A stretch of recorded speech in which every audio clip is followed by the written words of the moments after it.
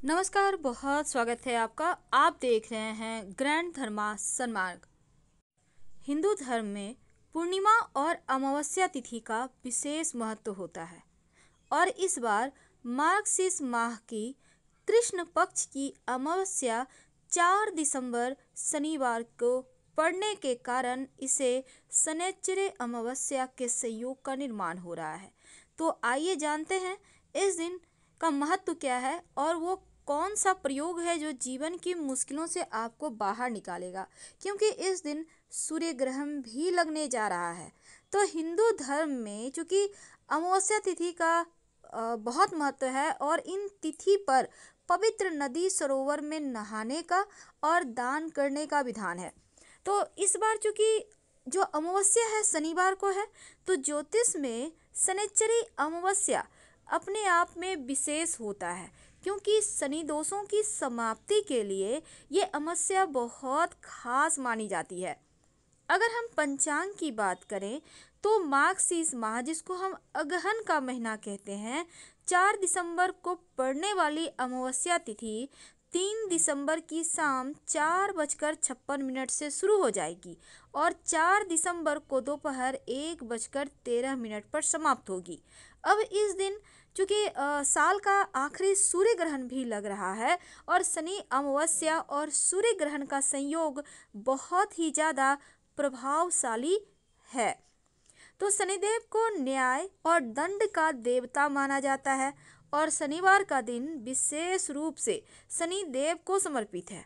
तो मान्यता तो ये भी है कि शनिदेव का जन्म अमावस्या तिथि को हुआ था, इसीलिए शनैश्चरी अमावस्या का ये विशेष संयोग शनिदेव को प्रसन्न करने और शनि दोषों से मुक्ति पाने, शनि की 7.5 ढैया इनसे बचने के लिए विशेष प्रयोग किए जाते हैं। अब चूंकि इस दिन सूर्य ग्रहण है तो सूर्य देव शनिदेव के पिता हैं, लेकिन उनकी उपेक्षा के कारण शनिदेव उनसे नाराज रहते हैं और इस दिन शनिदेव के मंत्रों का आप जप करें और इस दिन सरसों के तेल का जो दान है वो करने से भी आपके जीवन के जो मुश्किल वक्त हैं, जो आपके जीवन में शनि की 7.5 या ढैया का दोष है, वो समाप्त हो जाता है।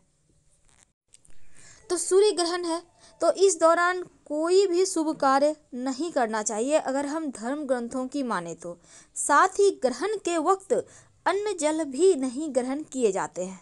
तो ग्रहण सुबह 4 दिसंबर को 10:59 से शुरू होगा और शाम 3:07 पर समाप्त होगा। तो सूर्य ग्रहण हमेशा अमावस्या के दिन ही होता है, ये तो आपको पता है।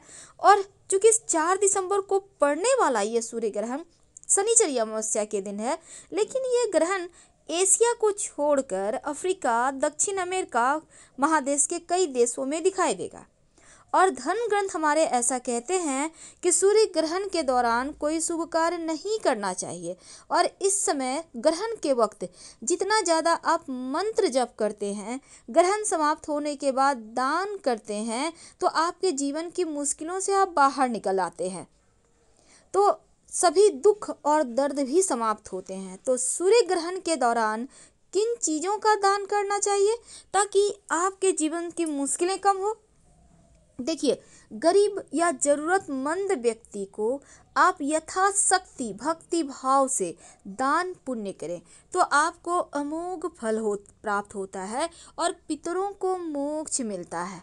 तो सूर्य ग्रहण के समय आप जूते का दान कर सकते हैं, इससे समृद्धि आती है और ज्योतिष की माने तो जूते का दान करने से राहु केतु के दुष्प्रभाव भी कम होते हैं। अब अमावस्या तिथि है, पितरों की तिथि है, तो पितरों को मोक्ष भी मिलता है, इसीलिए शनिचरी अमावस्या को अन्न जल वस्त्र का दान निसहाय लोगों को जरूर करना चाहिए। गाय, कुत्ता, कौआ, जो भी पशु पक्षी हैं, कुछ खाने के निमित्त थोड़ा सा निकाल दें।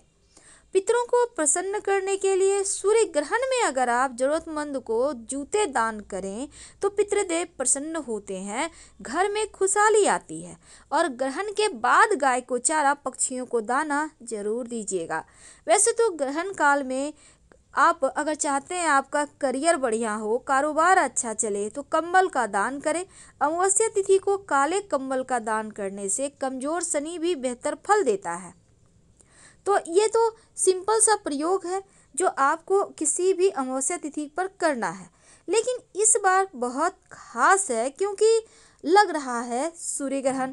अब शनिचरी अमावस्या के दिन कुछ ऐसे भी कार्य हैं जो आपको भूल कर भी नहीं करना चाहिए। तो वो कौन से कार्य हैं? पहला तो सूर्य ग्रहण भी है, तामसिक भोजन बिल्कुल भी ना करें। शनिचरी अमावस्या के दिन मांस मदिरा का सेवन ना करें और ना ही किसी जीव को परेशान करें, नहीं तो पाप लगता है, मन अशांत रहता है। संभव हो या ना हो, लेकिन फिर भी ब्रह्मचर्य के नियमों का पालन कीजिए, क्योंकि शास्त्र में लिखा है अमावस्या पूर्णिमा समेत कुछ ऐसे दिन हैं जिस दिन ब्रह्मचर्य का पालन जरूर करना चाहिए, नहीं तो आपके संतान पर इसका निगेटिव प्रभाव पड़ता है। जो भी गरीब और असहाय लोग हैं उनको सताइए मत, कटु शब्द मत कहिए, किसी का दिल मत दुखाइए। और चूंकि इस बार लोहे से बनी चीज़ें जैसे कैंची, काला तिल, काले मिर्च मत खरीदिए। और शनिचरी अमावस्या के दिन श्मशान घाट के आसपास भी नहीं जाना चाहिए, निगेटिव ऊर्जा चरम पर होती है। इस दिन आसुरी प्रवृत्ति से बचना चाहिए, क्रोध लोभ से बचना चाहिए और सूर्योदय से पहले ही उठिएगा और एक लोटा जल शिवलिंग पर जरूर अर्पित कीजिएगा, तो आपके जीवन की समस्त परेशानियां समाप्त होगी। ये तो सिंपल सा प्रयोग थे, लेकिन इस अमावस्या पर 5 काम जरूर करना चाहिए। वो काम कौन से हैं? देखिए, ज्योतिष कहता है कि अगर आप के ऊपर शनिदेव की 7.5 या ढैया चल रही है तो शनिदेव से निमित्त वस्तुओं का दान करें। पहला तो एक स्टील की कटोरी में सरसों का तेल ले लें। अब इस तेल में अपना चेहरा देखें, जिसको हम छाया देखना कहते हैं, छाया दान कहते हैं। और कटोरी के साथ ही तेल भी आप दोनों ही पास में शनिदेव का मंदिर है तो रखा है, नहीं तो किसी गरीब को दे दें। अगर आप साबुत उड़द, यानी दाल नहीं बल्कि साबुत उड़द, अगर आप काले कपड़े में बांध लें एक सिक्का रखकर और शुक्रवार की रात अपने सिरहाने रखकर सोएं और अगले दिन शनिचरी अमावस्या को उस पोटली को पीपल के नीचे रख दें, तो शनि दोषों से मुक्ति मिलती है, जीवन की परेशानियां से मुक्ति मिलती है। अगर आप एक सुरमा का शीशी खरीद कर इस दिन अपने ऊपर से 9 बार उतार कर सुनसान जमीन में गाड़ देते हैं, तो जीवन में जो आधी व्याधि रोग परेशानी है वो भी समाप्त हो जाते हैं। अगर कुंडली में शनिदेव का कुप्रभाव हो तो भूल कर भी शनिदेव की आंखों में मत देखें, नहीं तो जीवन में मुश्किलें बढ़ जाएगी। तो इस बार सूर्य ग्रहण तो लग रहा है, लेकिन सूतक मान्य नहीं होगा, भारत में नहीं दिखाई दे रहा है सूर्य ग्रहण। लेकिन फिर भी गर्भवती महिलाओं को सावधान रहना चाहिए और खाने पीने की वस्तु जो आपका तैयार है पहले से, तुलसी के पत्ते जरूर डालें। छोटे से प्रयोग भी किए जाते हैं। आपके घर के आसपास पीपल का वृक्ष जरूर होगा। आप इस अमावस्या तिथि के दिन एक छोटा सा काम कीजिएगा, 1 लोटा जल ले लें। वैसे देखिए, एक बात का याद रखिएगा कि आपके घर के आसपास अगर बेल का वृक्ष, पीपल का वृक्ष और बरगद का पेड़ तीनों हैं तो तीनों ही जगह उपाय कर लीजिएगा। बहुत सिंपल है, इससे पितृ संतुष्ट होते हैं। आपको चाहिए होगा 3 मिट्टी के पात्र, दीपक ले लीजिए, आपके घर में नया दीपक होगा उसी को ले लें। अब तीनों ही दीपक में 3 जगह, अब मान लेते हैं एक ही पेड़ है, 3 पेड़ नहीं है, यानी कि पीपल का है तो बेल का नहीं है, बरगद का नहीं है, जो भी पेड़ है 3 है तो तीनों का ले लें अलग अलग, नहीं तो एक ही ले लें। अब एक मिट्टी का दीपक या 3 दीपक ले लें। अब इसमें आप जल डालें, जल में 1 चुटकी काला तिल और कुसा घास डालें और 1 चुटकी आप इसमें जौ डालें और ले जाकर इन तीनों वृक्षों के नीचे अर्पित कर दें, पात्र वहीं छोड़ दें। पितृदेवों से संतुष्ट होने की प्रार्थना करें। दूसरा प्रयोग ये है कि पीपल के पेड़ की जड़ में 1 लोटा जल में थोड़ा सा दूध और 1 चुटकी काला तिल डालकर आप अर्पित कर दीजिएगा, तो पितृदेव प्रसन्न होंगे और वो शांत हो जाएंगे। शाम के वक्त ग्रहण तो 3:07 पर ही समाप्त हो जाएगा, तो उसके बाद स्नान जरूर करें, दान जरूर करें और शाम के समय एक दीपक पीपल के वृक्ष के नीचे जरूर जलाएं। सरसों के तेल का दिया होगा, 1 चुटकी काला तिल या काली उड़द डालकर जलाइएगा। दूसरा दीपक घर के मुख्य दरवाजे पर जरूर जलाइएगा। मुख्य दरवाजे के बाहर सरसों के तेल का दिया होगा और इस दीपक में आपको कुछ भी नहीं डालना, लेकिन दीपक के नीचे आप फूलों की पंखुड़ी या पत्ता दोना जरूर रख दें। तीसरा, अपने घर में जब दिया बाती करेंगे तो इस दीपक में आपको एक काली मिर्च डालकर ही या फिर पीली सरसों के दाने 1 चुटकी डालकर ही जलाइए, तो आपके लिए अच्छा रहेगा।